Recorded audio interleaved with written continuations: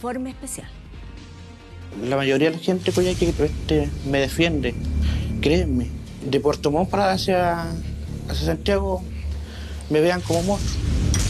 Por primera vez, Mauricio Ortega, la pareja de Nabila Rifo, condenado a 18 años de cárcel, habla a un medio de comunicación. Tú sigues diciendo que la quieres porque en el juicio hablaste muy despectivamente de ella. Pero en ese momento que ella se quitó la ropa, uno le va a decir, mi amor, te quitaste, te están viendo tus senos. Pero de ahí no pasó nada más. Pero era una relación donde las malas palabras, el maltrato, el alcohol y las infidelidades formara parte de esta relación. No, infidelidades no. Yo me vine a enterar después, en el juicio me vine a enterar de todo esto. Menos de un año antes de esta tremenda agresión, usted llegó a la casa de Nabila Rifo, con quien no vivía, con un hacha y rompió la puerta. ¿Por qué lo hizo? Yo ese día fui a buscar a mis hijos y la encontré que estaba con su pololo. El temor era el pololo, que supe que era... Eso es lo que ha dicho. Por eso quería sacar a tus hijos. Exactamente. ¿Y el hacha la traías en el auto o el hacha estaba en la casa? El hacha estaba en la casa. ¿Y entraste con el hacha adentro de la casa? No. ¿Golpeó a Nabila? Nunca la he golpeado. Nunca. Discutimos, como cualquier persona, pero jamás le levantó la mano. Usted me está diciendo que pese a lo que se dijo en el juicio, nosotros le creamos que usted jamás le ha pegado a Nabila. Jamás le he pegado a Nabila. Jamás. Y ella lo sabe. ¿Cómo explica usted que las llaves de su auto se hayan encontrado al lado del cuerpo de Nabila Rifo esa noche, justo después de haber sido agredida, cuando ella ni siquiera manejaba? Yo creo que ella la sacó para evitar que yo salga en el auto. O las tomó por equivocación. Como tiene que sacar. Las mismas llaves del portón, del candado del portón, están colgadas en el mismo clavito. ¿Por qué debemos creerte si estás condenado, si tu mujer te inculpa? Por eso estoy dando la cara. Si antes no lo hice, fue por las amenazas.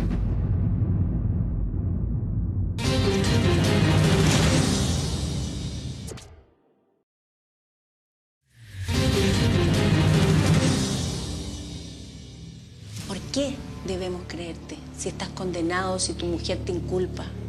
Por eso estoy dando la cara. Si antes no lo hice, fue por las amenazas. Mientras estaban matando a mujeres, donde las estaban maltratando. Volví a Coyhaique, vi a mi hijo chico por primera vez. No me reconocía y por eso dije la verdad. Todo Chile quiso ver cómo se hacía justicia a Nabila Rifo, la mujer a quien golpearon y sacaron sus ojos en Coyhaique. No fue levantada. No fue. Desconozco toda esa legislación. Todos esperamos el máximo rigor profesional en un juicio oral que duró 6 semanas y mantuvo a Chile expectante. Las particulares características del procedimiento mecánico que tuvo que hacer Los el jueces agresor que para debieron extraer decidir ambos si Mauricio Ortega era culpable o no de los vejámenes que sufrió Nabila Rifo, lo hicieron luego de oír a la víctima, al imputado, a los testigos y a los peritos que en un mes y medio se presentaron en el juicio oral. Informe especial los puso bajo su lupa y esto es lo que encontró.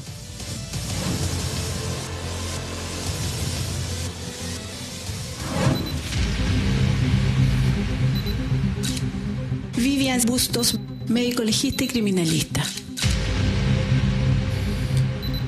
¿Jura o promete decir verdad acerca de lo que se le va a preguntar? Juro.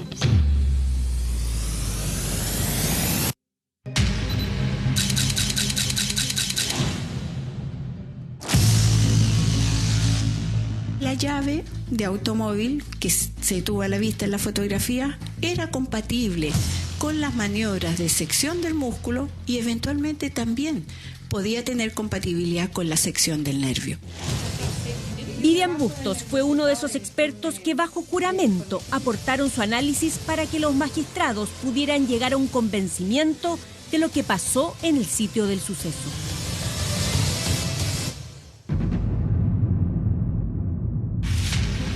En el juicio, usted dijo efectivamente que se debería haber usado un elemento fino y duro como la llave. Exacto. Que se encontró en el sitio del suceso para realizar la enucleación, es decir, haberle sacado los ojos a Nabila. Exacto. ¿Tuvo elementos suficientes para dar por sentado que se usó un elemento fino y duro como la llave? Sus características específicas indicaban de que era posible que, por su tamaño y por su forma, hubiesen sido ellos los que la llave, la paleta de la llave, la que habría desgarrado la musculatura del ojo. ¿Realizó alguna prueba? ¿Cómo acreditó aquello? Básicamente se acredita a través de las máximas de la lógica y de la experiencia cotidiana. ¿No hacen ejercicios que comprueben No, se basa la dinámica? Se basa en la teoría. Nosotros hicimos el ejercicio. Mira.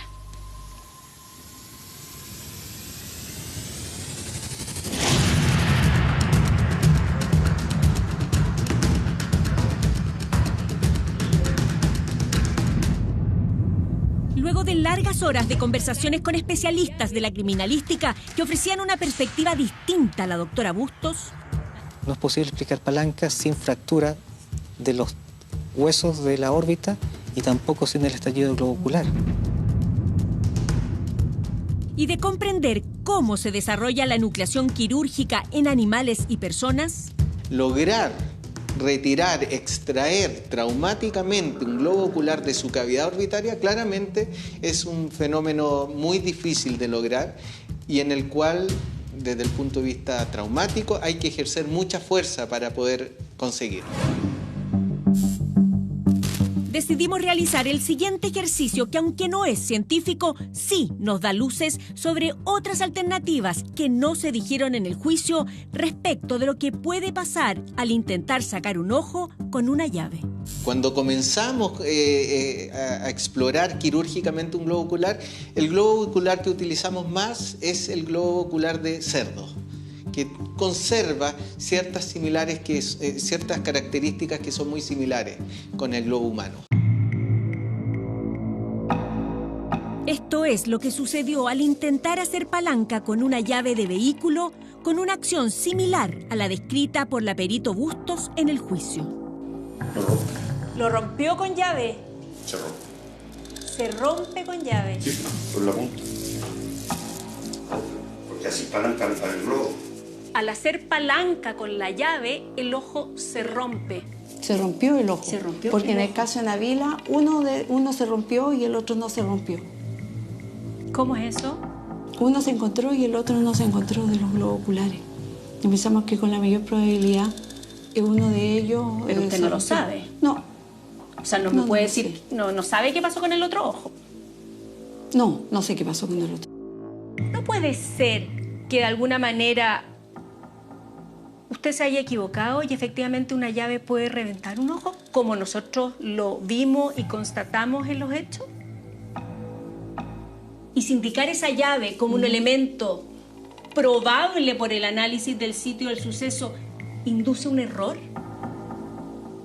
Me da la idea de que usted está cuestionando mi pericia. Eso es, tenemos ¿Sí? dudas respecto de las conclusiones de la pericia. ¿Se puede haber equivocado?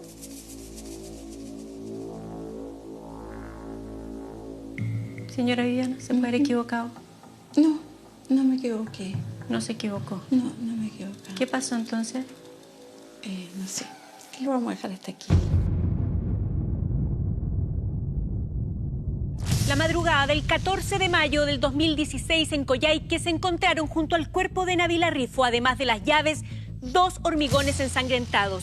Estos últimos debían ser piezas claves para buscar el perfil genético del agresor, al menos para intentar confirmar o rechazar la presencia de Mauricio Ortega en el lugar. Sin embargo, en el juicio, la manera en que se presentó este informe pericial de genética por una de las asesoras del Abocar fue el inicio de una cadena de errores.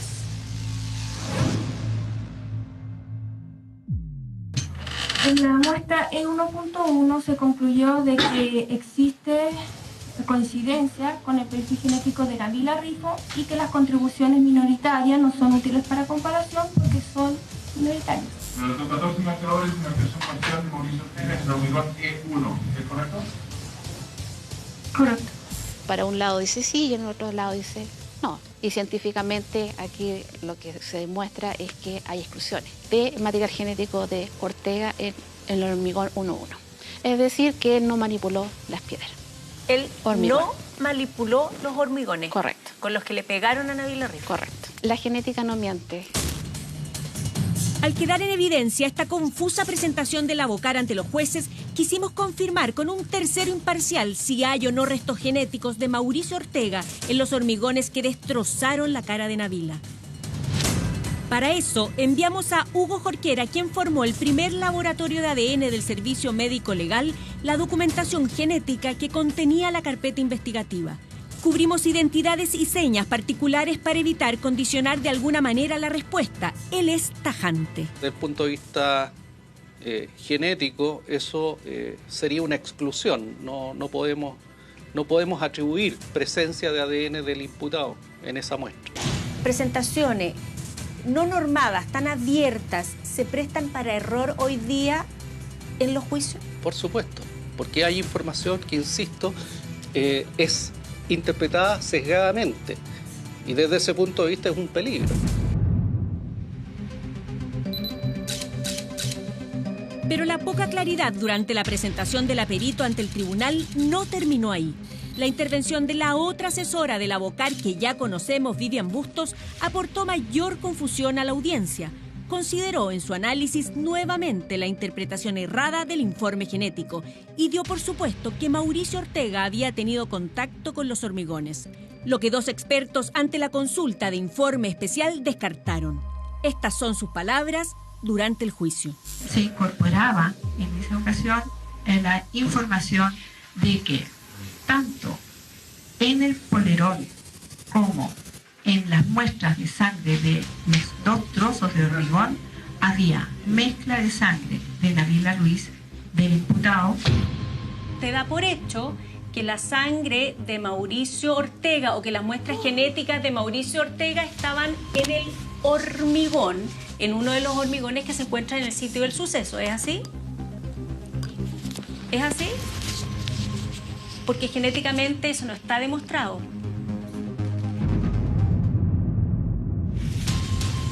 Pese a la inquietud del perito ante nuestra pregunta, nos parece importante insistir. Son imprecisiones como las suyas las que pueden confundir a un tribunal en este o en cualquier otro juicio. Al escuchar lo que usted dijo en el tribunal, usted da por sentado que se encontró prueba genética que determina que Mauricio Ortega estuvo en contacto, por ejemplo, con las piedras que se golpeó a Nabila Rifo. Exacto, porque su ADN era compatible. Sin embargo, los expertos y la ley dicen lo contrario. En el juicio, yo me baso en el resultado del informe genético.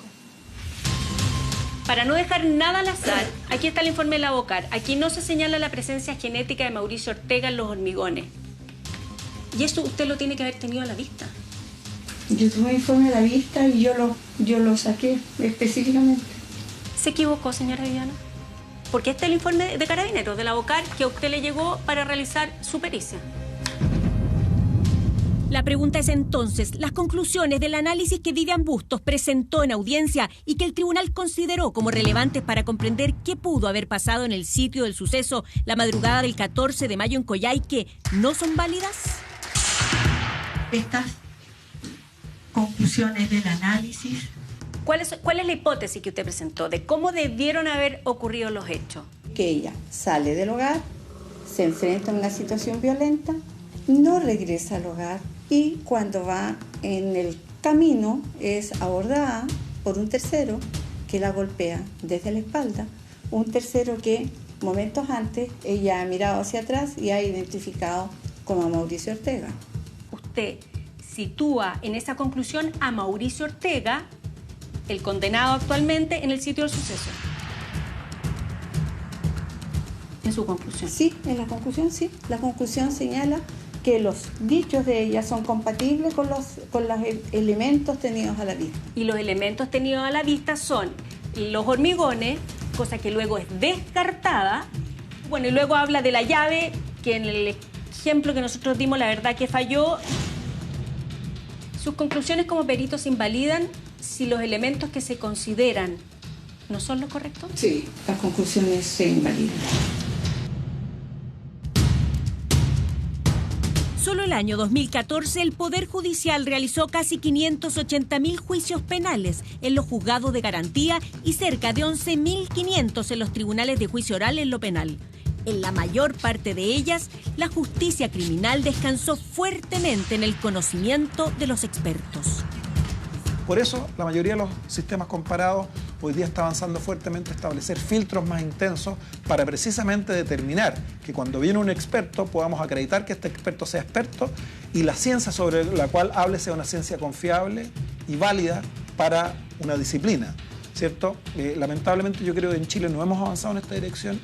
¿Un perito, un experto de mala calidad pone en riesgo la calidad de la sentencia? Absolutamente, y de hecho toda la evidencia comparada lo muestra. Pero donde se gesta una de las mayores interrogantes es sobre qué se hizo o se dejó de hacer respecto del informe pericial de ADN que realizó el Servicio Médico Legal. Aquí se da cuenta, ponga atención, de la existencia de una huella genética encontrada en el cuerpo de Nabila Rifo, que corresponde a un hombre desconocido. Pero lo importante de esto es el hecho de que esta muestra de este individuo desconocido es una muestra fresca. Y eso da cuenta de que se trata de una muestra que no tiene, o a lo más no tendría más allá de 24 horas. Por lo tanto, es una muestra coetánea con la agresión que sufrió Nabila esa noche o esa madrugada. ¿Y ese no es Mauricio Ortega? Semen, fresco, reciente y que no corresponde a Mauricio Ortega. Y por lo tanto sitúa en el sitio de los hechos a un desconocido que no fue identificado durante todo el proceso de investigación. La documentación permite saber que la Fiscalía pidió reunir muestras genéticas del imputado y de cada uno de los participantes de la fiesta donde estuvo Nabila antes de ser agredida. También se obtuvo de 3 hombres con quien ella dijo haber tenido en algún momento una relación de mayor intimidad y con un cuarto sospechoso que cumple condena por homicidio. Luego de comparar sus registros con la huella genética del desconocido, todos ellos fueron descartados. La pregunta es ahora, ¿quién es el hombre desconocido que dejó su huella genética en Nabila y que, a diferencia de los otros sospechosos, nunca se investigó? Y lo más obvio, se le preguntó a ella si conocía su identidad para indagar sobre su posible participación y así agotar todas las líneas de investigación.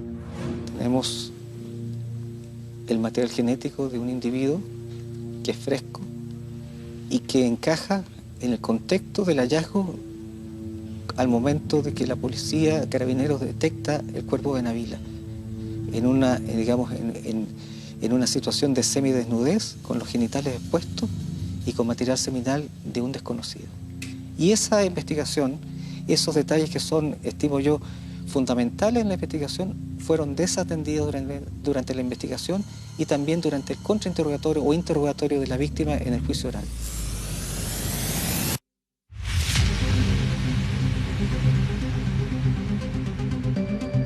Se le preguntó con esta claridad a Nabila Rifo durante el juicio ese interrogante.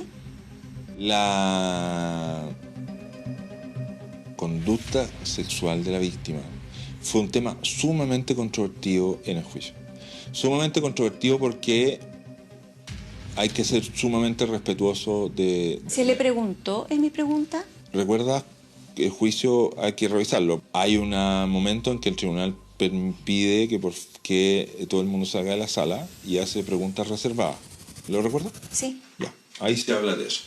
Tengo que preguntarle, y sé que es extremadamente desagradable y lo lamento profundamente,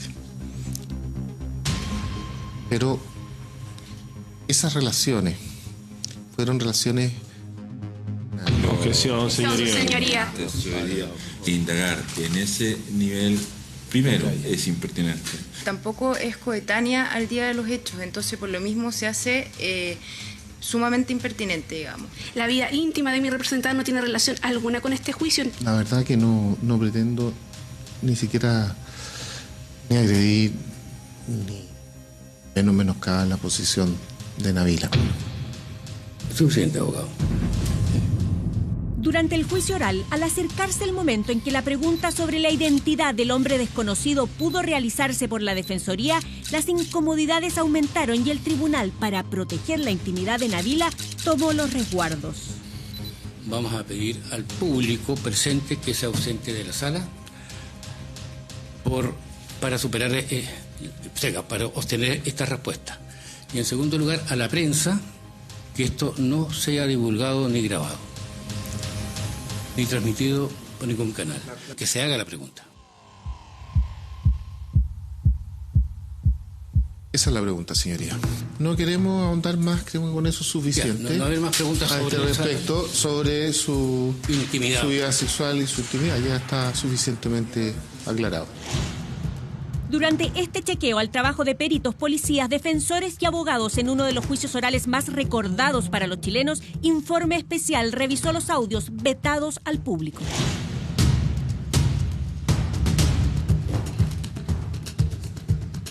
¿Cómo se entiende que la Defensoría nunca le haya preguntado a Nabila Rifo sobre la identidad del desconocido? Eso tuvo que ver con la estrategia de la defensa para efectos de poder realizar un contrainterrogatorio que era muy difícil. Una pregunta directa de esa naturaleza iba a conllevar necesariamente una negativa. ¿No se sintieron demasiado presionados ustedes? Desde luego, estábamos completamente presionados por hacer las preguntas que había que hacer. Y sabíamos el nivel de polémica que iba a causar. ¿Pudo haber sido un error en la estrategia de esta Defensoría? O sea, siempre después de una batalla uno puede descubrir mejores maneras de hacer las cosas. Si usted hubiera sido defensor, ¿hubiera hecho esa pregunta? No te puedo contestar. Yo soy fiscal, no soy defensor. Y por lo tanto creo que la defensa hizo su trabajo, hizo las preguntas que estimó pertinentes, y creo que ahí también hay que entender de que la víctima indicó que no fue agredida. Y por otro lado, ella quedó inconsciente. Está bien, pero por eso le digo, en el periodo anterior ella no fue agredida.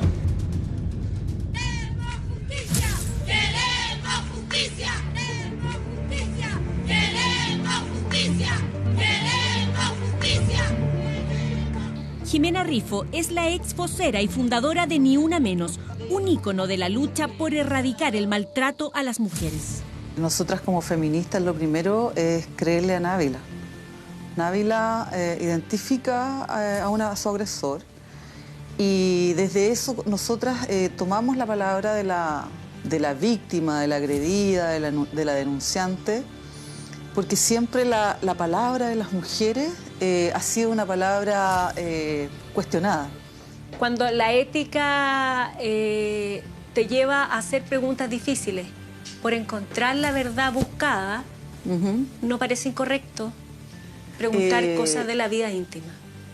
No tendría que ser en cuanto eso realmente aporta una investigación y la manera en que se abarca a esa persona, que tiene que ser con un respeto pero absoluto a su dignidad como persona. Nabila, nosotras te creemos. Y obviamente vamos a apoyar todo lo que implique la calidad de la investigación. Buscar mayor justicia tiene que ver justamente con buscar una rigurosidad.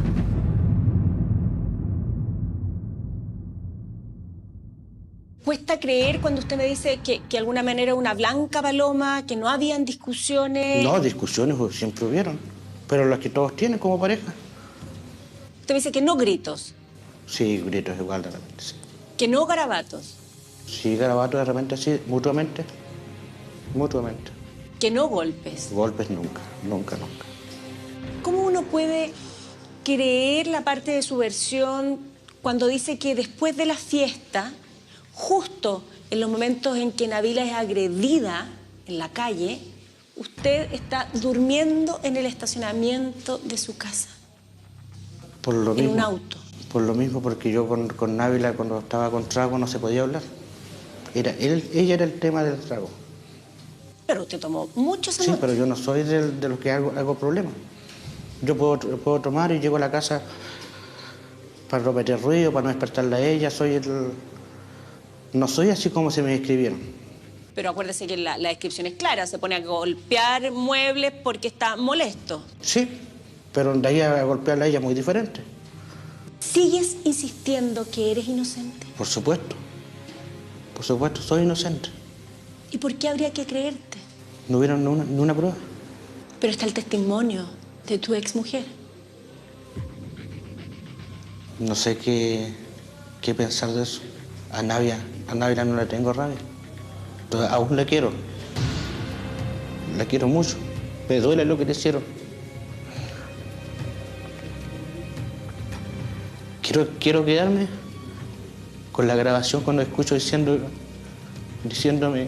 que yo soy inocente.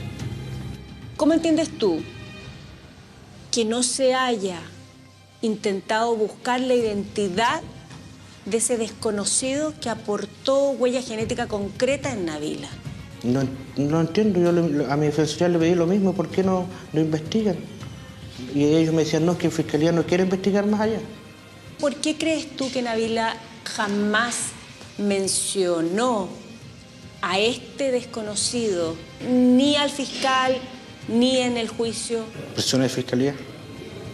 Ella misma lo decía, cuando llamaban familiares.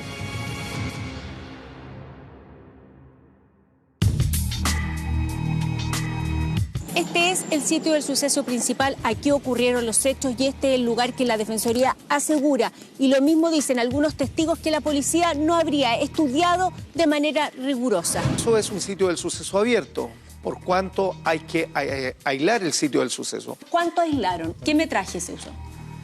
Específicamente en la esquina que ocurrieron los hechos. ¿Qué dice el protocolo de Carabineros de Chile? Que estos sitios del suceso tienen que ser aislados en una distancia no menor a 50 metros. Mira, nosotros teníamos el charco de sangre, teníamos el globo ocular y teníamos las llaves junto con los trozos de concreto en un radio de no más de 3 metros.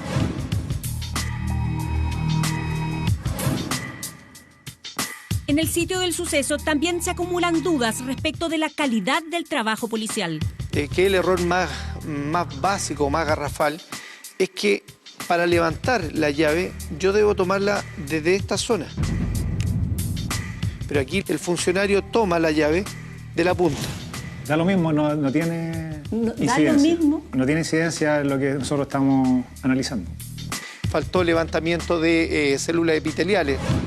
Y es nuevamente el trabajo con los hormigones encontrados en el sitio del suceso y en la casa de Ortega un punto que genera discusión. No se hicieron pruebas suficientes para establecer la composición de qué estaban hechos. Si yo esta información la cotejo, por ejemplo, con los encontrados con el señor en la casa del señor Ortega, puedo dar certeza en un 100% que estamos hablando de un mismo producto. Finalmente el fiscal no pidió esa pericia. Estamos en la calle Lautaro 1030. Este es el sitio del suceso secundario. Aquí vivía Mauricio y Nabila. En este lugar seguramente estaban parte importante de las claves para poder descubrir qué pasó realmente ese día. Acá estaban estacionados los autos, el taller, y por aquí se accede al lugar donde estaba esta fiesta.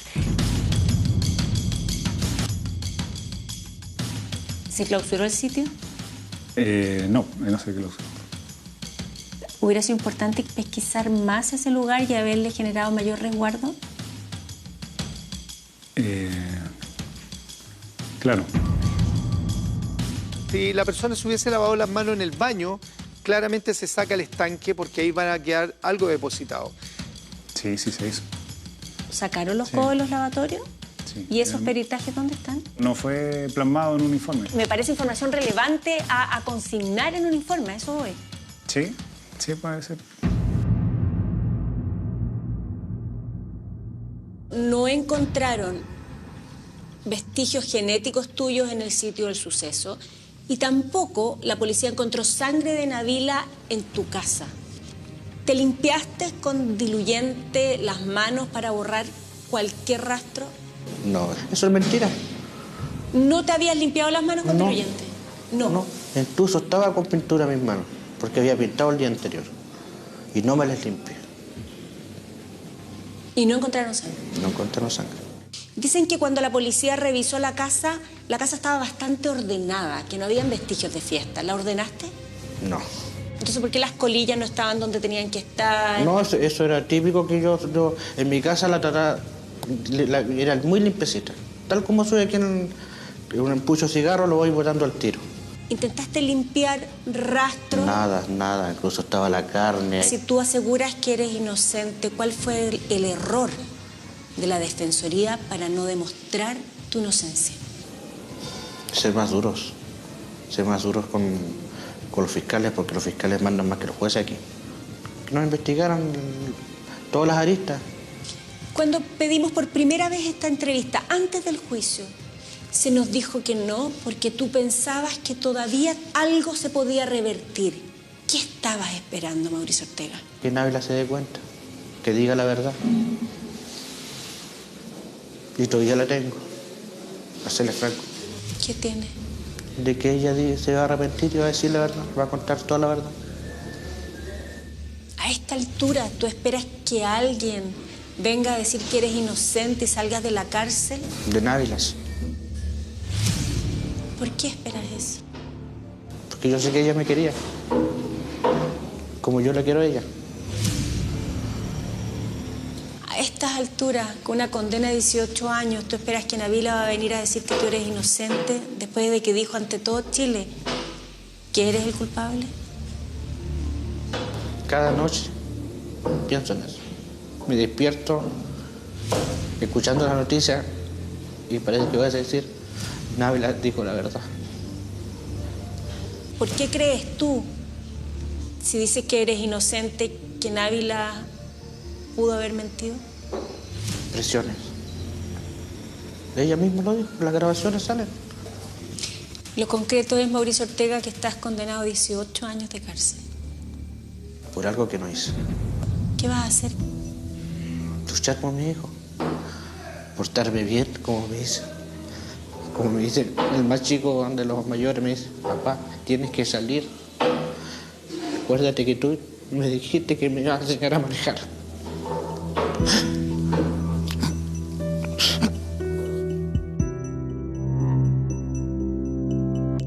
En este momento hay decenas de víctimas como Návila e imputados como Mauricio esperando que se haga justicia. A modo de ejemplo, Informe Especial hoy puso una luz de alerta sobre los estándares con los que policías, peritos, defensores y fiscales trabajaron en esta oportunidad. Del rigor profesional de cada uno de ellos depende la aplicación de justicia. Presos injustos o delincuentes en libertad es lo que se puede evitar.